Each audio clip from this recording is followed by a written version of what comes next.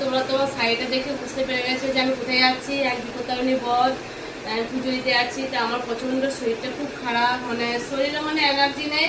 তাও পুজো তো করতে হবে, তাই আমি মনুষ্যতলায় যাচ্ছি পুজো দিতে। আমাদের মানে বাড়িরই মনুষ্যতলা, ওইখানে আমাদের সবই হয়, নারায়ণী বধ হয়, বিপত্তারিণী হয়, মানে প্রত্যেকটা পুজো আমাদের মনুষ্যতলাতেই হয়। তাই আমি ওখানে যাচ্ছি পুজো দিতে। খুব একটা সাজিনি, সিম্পলের মধ্যে চান টান করেছি, রান্না করলাম মেয়েদের জন্য নিরামিষ। তারপরে এই যে আমি লুচি এখনো করিনি, লুচিটা করবো, মানে পুজো দিয়ে এসে তারপর লুচি বানাবো আমি। তাই সারাদিনটাই উপোস। পুজো করার পর দেখি ঘরের সঙ্গে পুজো হবে যখন 10:30 বাজছে, কখন পুজো মানে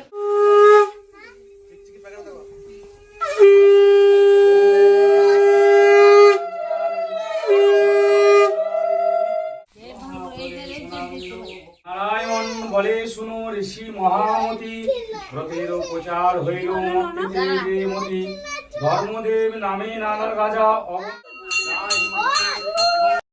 সভা সুষ্ণ পুরুষা বিশ্ববিরাজ তাৎপরিষ্ঠী বৃহস্পতি ষষ্ঠী ষষ্ঠী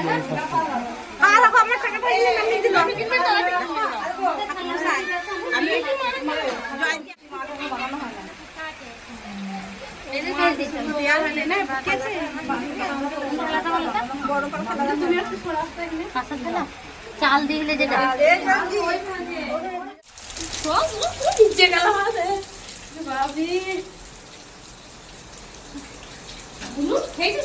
না খাইনি, তুমি আসো তারপর